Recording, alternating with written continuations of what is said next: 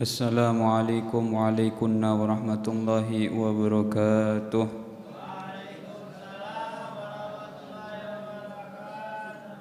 Alhamdulillah alladzi syarrafa al-qulub bidzikrihil maqamil mahmud wa liwa'il ma'qud wa syafa'atil uzma yawmas suhud maulana Muhammad.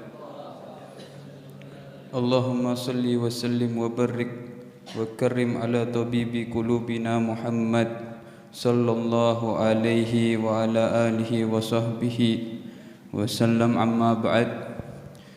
Yang Al-Fakir hormati dan muliakan guru kita bersama Al-Habib Adi bin Husain bin Syekh Habib Bakar bin Salim, kita doakan agar beliau disembuhkan oleh Allah, dipanjangkan umurnya fi khairin wa lutuf wal afiyah wa surur wa hubur wa yakdi hawaijahu fid dunya wal akhirah, sehingga bisa membimbing kita lagi di majelis yang penuh barokah ini.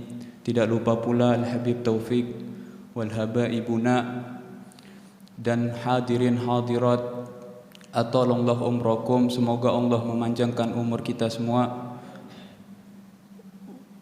Wa ausa'a rizqakum, dan semoga Allah memberikan kita rizki yang barokah, yang banyak dan barokah.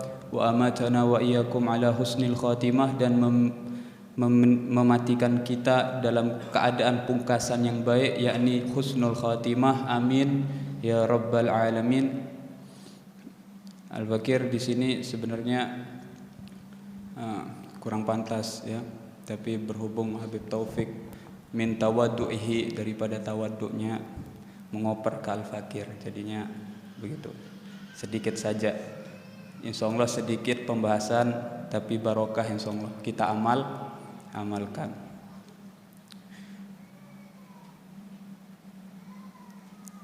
Berkata Al-Imam Al-Kutub Al-Habib Abdullah bin Husain bin Tahir, beliau salah satu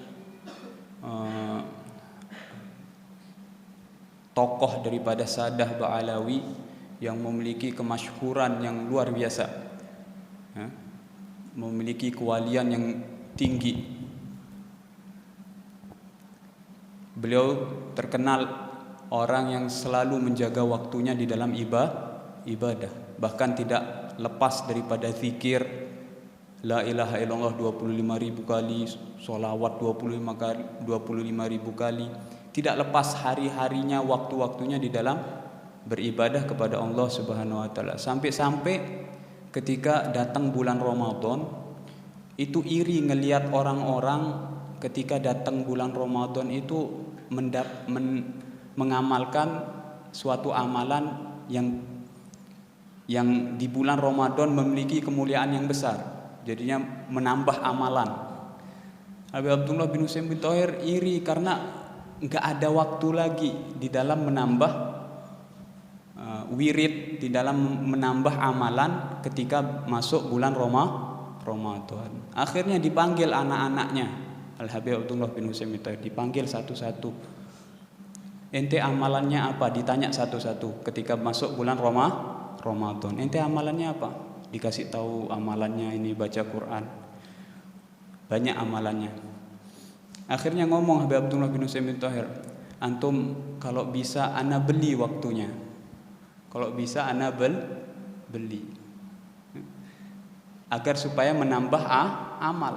Itu Al-Habib Abdullah bin Husain bin Tahir. Bahkan di dalam qasidahnya beliau saking begitu ibadahnya, tapi di dalam qasidahnya beliau mengatakan malanal amal, enggak ada lagi amalan ana, udah ya. Amalan ana itu sedikit, paham ya? Padahal ibadahnya luar biasa. Beliau mengatakan di dalam makolahnya di sini, ya tarikal limadarisi laisa hada hasan, majalisul khair ma tutrak wa fihal minan, majalisul khair fiha kullu fadlin wa mannin, majalisul khair tadfa'ul lil fitan wal mihan. Al-Habib Abdullah bin Husain bin Tahir mengatakan, ya tarikan limadarisi laisa hadal hasan, wahai orang yang meninggalkan majelis-majelis kebaikan, ya. Laisa hadal hasan, ini bukan ini perkara yang tidak baik, paham ya? Meninggalkan majelis-majelis kebaikan seperti ini, majelis-majelis maulid ditinggalkan karena mungkin gak ada uzur, ya, tapi namanya malas, ya. Memang kalau melakukan suatu kebaikan itu setannya berlipat ganda, paham ya? Berat luar biasa, paham ya? Alhamdulillah antum pilihan semua, diundang sama Allah ke sini, iya. Paham? Laisa hadal hasan, kata Habib Abdullah bin Husain, ini bukan perkara yang bagus. Majalisul khair ma tuqraq wa fihal minan, jangan sampai kalian meninggalkan majelis-majelis seperti ini. Wa fihal minan, karena di dalam majelis-majelis seperti ini turun rahmatnya Allah, anugerahnya Allah turun di tempat-tempat seperti ini. Enggak ada di tempat-tempat yang lain, paham ya? Tempat-tempat perkumpulan seperti ini. Majalisul khair fiha kullu fadlin wa mannin. Majelis khair seperti ini di dalamnya itu anugerahnya Allah, karunia-Nya Allah, yang mana di dalamnya pengampunan Allah ada di dalam majelis-majelis seperti ini.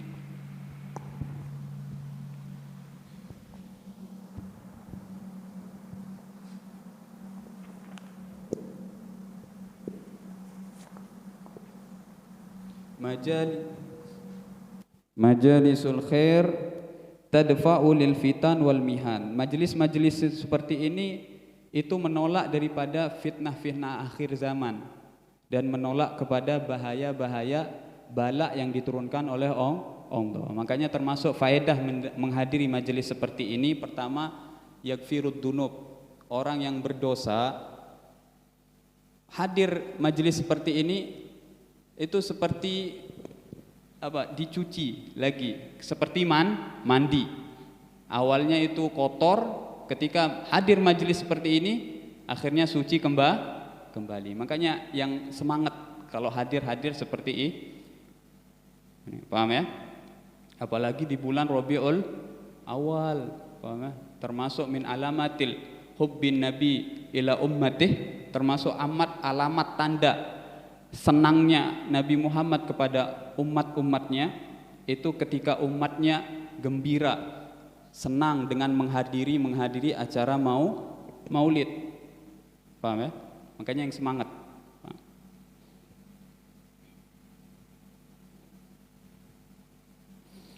Nah, di sini mungkin Al-Fakir sedikit membahas tentang syama'il Nabi Muhammad SAW, tabarruk agar supaya kita ta'alluq dengan Nabi. Wa kana sallallahu alaihi wasallam idza qabala ahadan wa safahahu la yanza yadahu hatta yakuna ar-rajul huwa alladhi yursiluh. Dan apabila Rasulullah SAW berjumpa dengan seseorang dan bersalaman, maka Rasulullah SAW tidak melepas tangannya hingga yang bersalaman melepas tangannya terlebih dahulu. Paham ya? Jadinya kalau Rasulullah salaman itu lama salamannya, sampai orang yang salaman dengan Rasulullah itu melepas tangannya sendiri. Ini min adab Rasulullah. Masya Allah ya.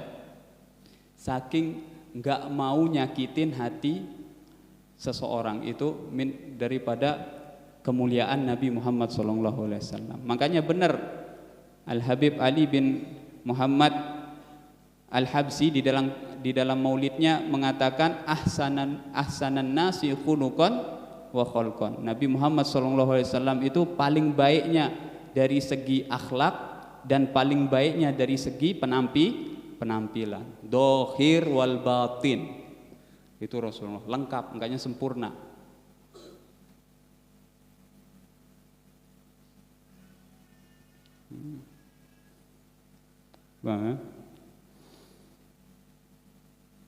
Wa kana atlaqun nas wajhan wa aktsaruhum tabassuman wa idza akbala alaihi qadama rahaba bihi. Beliau merupakan sosok yang paling menyenangkan wajahnya.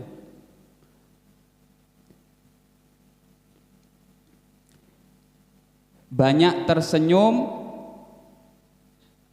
dan apabila berjumpa dengan seseorang, beliau menyambut dengan sambutan hangat dan menggembirakan. Ini adabnya Rasulullah SAW. Sosok yang paling menyenangkan wajahnya ketika dilihat itu Rasulullah. Insyaallah semua yang hadir di sini mimpi Rasulullah. Insyaallah, amin ya. Niatkan, makanya majelis hadir majelis seperti niatin, jangan tanggung-tanggung minta doa itu, jangan tanggung. Minta doa biar lunas hutang. Jangan tanggung-tanggung. Minta doa itu yang tinggi, ketemu sama Rasulullah gitu. Ya, jangan tanggung. Inna rahmatallah wasi'ah. Sungguhnya rahmatnya Allah itu wasi', luas. Makanya kalau doa itu jangan tanggung-tanggung, langsung aja dah minta. Paham ya?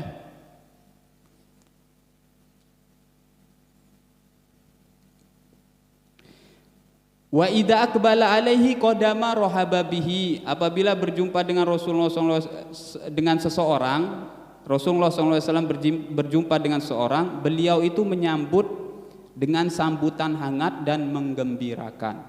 Ini Rasulullah.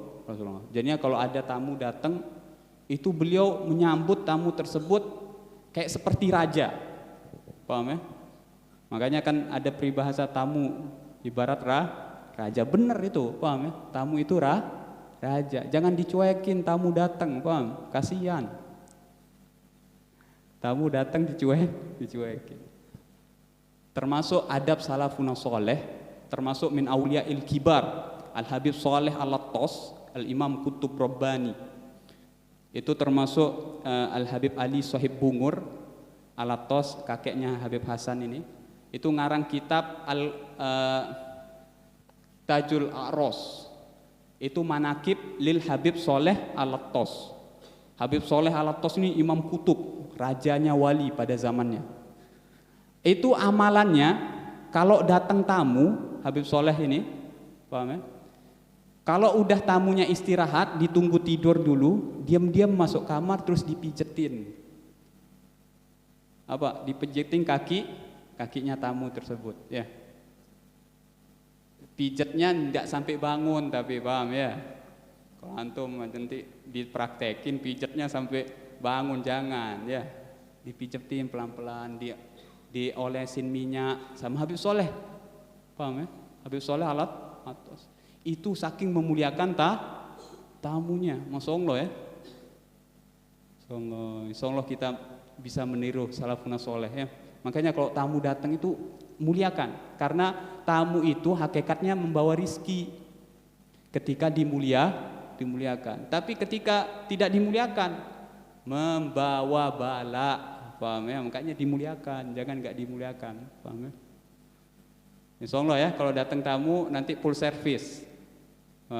Dari segi makanan insya Allah full service. Full service-nya ala kadar, semampu kita. Jangan sampai membebani kita. Itu termasuk akhlak yang kurang baik. Datang tamu sampai kita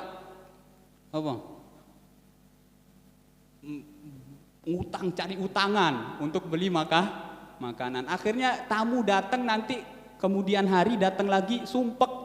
Ini mudahan nggak datang lagi nih tamu. Takut nanti nggak bisa jamu. Jangan kayak gitu. Kalau tamu itu ala kadar saja, sebatas kemampuan kita. Kopi yang ada kopi saja dah. Yang penting udkhulus surur. Harus menyenangkan tamu dengan cara apa? Tabassuman, senyum, ya, murah senyum. Jangan kal wajhil abus, jangan seperti wajah yang kayak muzaat, kayak mau kelahi. Ya. Akhirnya sumpek tamunya, izin pulang Habib. Paham ya? Nah itu, tamu itu membawa rizki. Makanya insya Allah kita amalkan. Ilmu sedikit tapi amalkan. Kembali ke tadi ya. Makanya momen-momen seperti ini, majelis-majelis seperti ini itu gunakan untuk doa yang banyak. Paham ya? Jangan tanggung. Karena di dalam majelis tersebut seperti ini ya, di dalamnya sholawat kepada Nabi. Sholawat kepada Nabi itu kalau dibahas sampai yaumul qiyamah nggak ada habisnya. Paham ya? Sampai yaumul qiyamah yang nggak ada habisnya. Al-Fakir setiap membaca lagi, mutolaah lagi kitab tentang keutamaan sholawat, aduh, geleng-geleng kepala, paham ya? Saking banyaknya keutamaannya. Al-Fakir bawakan satu aja, ya. Al-Imam Syafi'i, dari salah satu 4 madhab imam kita di dalam madhab, yakni Imam Syafi'i. Beliau alim, allamah, wali min awliyail illah. Manakibnya udah, seandainya ditulis manakibnya Imam Syafi'i nggak bakalan habis tinta di dalam menulis manakibnya Imam Syafi'i. Supaya gimana beliau rela-rela berkorban ya, demi mengumpulkan pembahasan tentang ilmu haid, sampai wafir riwayah diusir-usir sama wanita pada zamannya. Kenapa tanya masalah head gini? Sampai diusir-usir. Itu rela Imam Syafi'i mengumpulkan setiap rumah-rumah nanya masalah tentang sampai diusir-usir Imam Syafi'i. Itu pengorbanannya Imam Syafi'i. Luar biasa pengorbanannya Imam Syafi'i bagi kita. Imam Syafi'i ini saking amalnya yang luar biasa banyaknya, dari segi musonnifat, dari segi ngarang kitabnya luar biasa, amalnya luar biasa ya. Ubudiyahnya luar biasa, musonnif karangan kitabnya luar biasa banyaknya. Tapi beliau ketika meninggal ya, ketika dimimpikan oleh muridnya, muridnya ngelihat Imam Syafi'i dalam singgasana di dalam surga. Kal arus, seperti pengantin Imam Syafi'i di surga dengan singgasananya yang megah, yang mewah. Akhirnya muridnya mengatakan, ma fa'ala rabbak, apa yang Allah lakukan kepadamu hai Imam Syafi'i. Akhir Imam Syafi'i mengatakan ya, tidak mengatakan ana masuk surga dengan sebab musonnif ana ngarang kitab ana yang luar biasa, mazhab ana yang ana tulis di dalam kitab-kitab ana. Bukan sebab itu. Cuma satu sebab Imam Syafi'i masuk surga, dapat rahmatnya Allah. Ana dapat rahmatnya Allah, dapat pengampunannya Allah cuma satu. Ana di dalam kitab ana Ar-Risalah, kitab Imam Syafi'i namanya Ar-Risalah. Kitab Risalah itu termasuk fan usul fikih, kitab ilmu fan agama tentang membahas usul fikih. Tercetuskan awal kitab fan usul fikih itu pertama oleh Imam Syafi'i di dalam kitabnya Ar-Risalah. Paham ya? Di dalam kitab Ar-Risalah itu di akhirnya beliau menulis sholawat kepada Nabi. Sallallahu ala Muhammad adada kulli dzakirin. Ya, itu ditulis sama Imam Syafi'i di akhir. Sebabnya itu kata Imam Syafi'i, ana mendapat rahmatnya Allah, diampuni segala dosa ana, dan ana ditempatkan di singgasana ini. Dengan menulis sholawat itu. Makanya antum kalau punya kitab, ya, ditulis saja sholawat, paham ya? Selagi antum menulis sholawat di dalam suatu kitab, selagi tulisan itu ada di kitab tersebut, selagi itu juga malaikat beristighbar mengampuni antum sampai yaumil qiyamah, paham ya? Makanya rajin-rajin nulis sholawat itu, rajin-rajin, paham ya? Itu Al-Imam Syafi'i. Masih banyak lagi tentang sholawat. Ya, biar antum semangat nih sholawat. Paham ya? Biar yang 100 jadi 1000, yang 1000 jadi 2000, yang 2000 jadi 3000, ya, dan seterusnya sampai bermimpi Rasulullah. A'dham wasail, paling besarnya wasilah menuju Rasulullah SAW, bikathratis sholatu alayya, dengan sholat banyak-banyak sholawat kepada Rasul. Paham ya? Bahkan Allah Subhanahu wa taala ketika Nabi Allah Musa bermunajat agar supaya Nabi Allah Musa tambah dekat lagi sama Allah. Akhirnya Allah mengatakan apa? Ya Nabi Allah Musa, inna aqraba ilaika minni, sesungguhnya ente kalau pengen anak itu lebih dekat kepada ente, melebihi dekatnya roh kepada jasad, dan melebihi kedekatan penglihatan kepada mata, dan melebihi kedekatan pendengaran daripada telinga, dengan cara bikathroti sholati ala nabi ala Muhammadin, kata Allah Subhanahu wa taala di dalam sebagian riwayat. Dengan cara apa? Dengan cara banyak-banyak ente sholawat kepada Muhammad. Kata Allah berwahyu kepada Nabi Allah Musa. Allah saja memerintahkan Nabi Allah Musa agar supaya memperbanyak sholawat biar dekat sama Allah, melebihi dekatnya ruh dengan jasad. Ente kalau mau dekat, pengen dekat sama Allah, caranya gampang, sholawat yang banyak, itu aja. Kalau antum sudah dekat sama Allah dengan cara banyak-banyak sholawat, hidup antum di dunia ini senang, enak. Paham ya? Paham ya? Bahkan mau ngeluh ke Allah itu takut, mau ngeluh sama Allah itu. Paham ya? Karena terlalu sering banyak bersolat. Makanya benar, as-sholatu ala nabi syekh liman la lahu syekh. Sholawat kepada Nabi itu guru bagi orang yang tidak punya guru. Benar itu. Coba dah antum banyak-banyak sholawat. Akhirnya antum mau ngeluh ke orang itu kayak gak enak ini. Mau ngeluh sama orang gak enak. Mending ngeluh sama Khalik, sang pencipta. Itu kayak kita diatur-atur, udah diatur ya. Karena guru kita langsung sama sholawat sama Rasulullah. Paham ya? Nah itu tentang bersalawat kepada Nabi. Bahkan ketika zaman Imam Hasan Al-Basri, ini sering mungkin Al-Bakir kisahkan, ya, tidak apa-apa mutolaah lagi biar semangat lagi sholawat.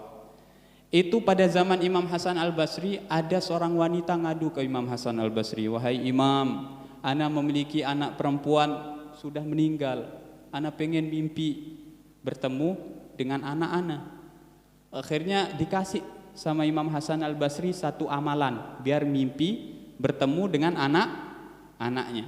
Akhirnya pulang nih perempuan, akhirnya diamalkan sama perempuan ini, bermimpi anaknya, tapi anaknya itu di dalam belenggu rantai, dibelenggu, lehernya diikat rantai, kayak disiksa di dalam mimpinya. Akhirnya bangun dari tidurnya, ibunya, namanya ibu, ya, sedihnya luar biasa, nangis, enggak kunjung nangis. Akhirnya besoknya langsung pergi ke Imam Hasan Al-Basri. Wahai Imam, ana udah mimpi, ana amalkan, akhirnya mimpi anak-anak, tapi mimpi anak-anak itu dibelenggu lehernya dengan rantai. Sambil nangis nih cerita umiknya. Akhirnya Imam Hasan terdiam sembari menangis, enggak dijawab sama Imam Hasan Al-Basri sampai perempuan ini pulang. Menangis Imam Hasan Al-Basri. Akhirnya beliau tertidur, Imam Hasan Al-Basri mimpi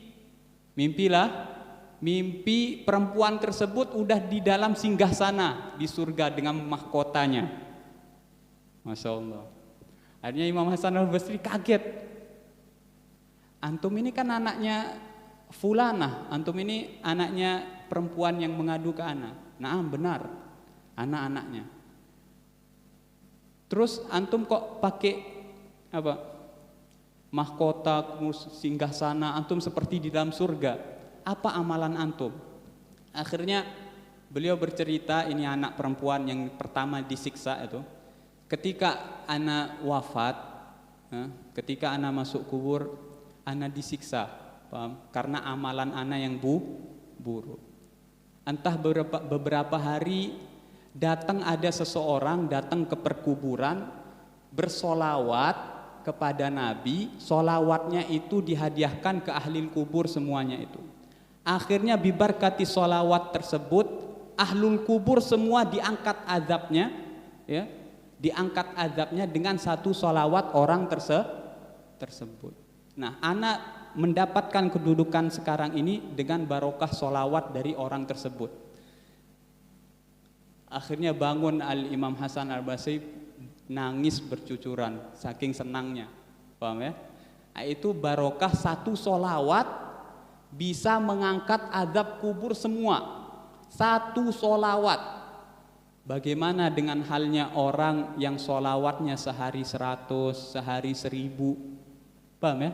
Insya Allah, makanya husnuzon saja, insya Allah kita semua meninggal husnul khotimah. Banyak solawat setiap hari, targetkan 1000, 100, targetkan, dan istiqomah hadir majelis-majelis ini, tenang, insya Allah dijamin masuk husnul khotimah, insya Allah, ya.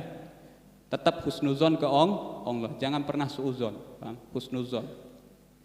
Ana inda dzanni abdi bi, ana tergantung prasangka hambaku kepada aku, kata Allah Subhanahu wa taala di dalam hadis qudsinya. Falyadunna ma sa'a, maka hendaknya engkau berprasangka sekehendakmu. Kalau antum berprasangka baik, berarti antum mendapatkan kebaikan.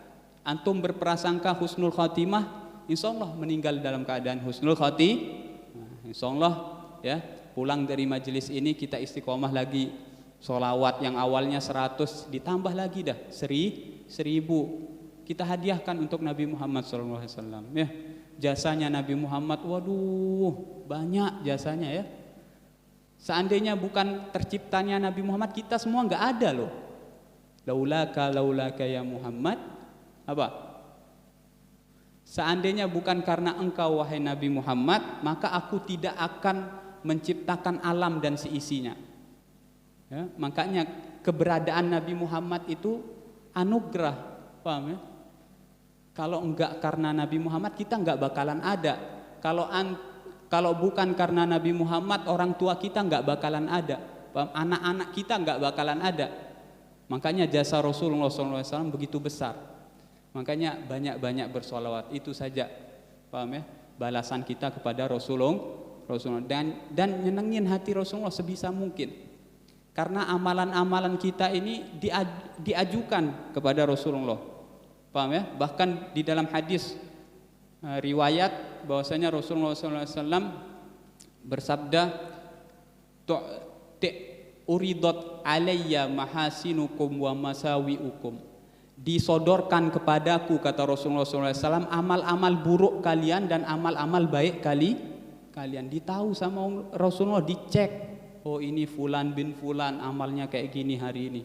Kalau udah melihat amalan umatnya yang baik, beliau cerah, senyum mukanya. Tapi giliran ketemu amal yang buruk, beliau menangis. Ya, paham ya? Kenapa menangis? Di dalam riwayat yang lain Rasulullah SAW bersabda, la tasu'uni, atau kama qala Rasulullah SAW, jangan kalian menyakitiku bisayyiatikum, dengan amalan-amalan buruk kalian, kata Rasulullah SAW.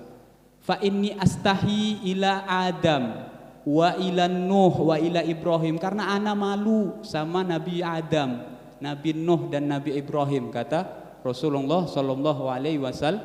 Jangan kalian sakiti aku dengan amalan buruk kalian, paham ya? Makanya sebisa mungkin kita nyenengin hati Rasul. Dengan cara apa? Dengan cara menghadiri majelis seperti ini. Istiqomah walaupun berat luar biasa, ada aja nanti. Kalau mau jalan ada aja, paham ya? Namanya kebaikan pasti banyak rintangannya. niat bismillah dah senengin Rasul, paham? Pahalanya ana sampein ke Rasul. Ana niat hadir maulid as-saut li Rasulillah sallallahu alaihi wasallam. Pahalanya untuk Rasul. Pahalanya untuk kedua orang tua gitu. Niat kalau menghadiri majelis dan banyak-banyak bersolawat. Mungkin hanya ini yang bisa Al-Fakir sampaikan. Kurang lebihnya mohon maaf. Wabillahi taufiq wal hidayah. Wassalamualaikum warahmatullahi wabarakatuh.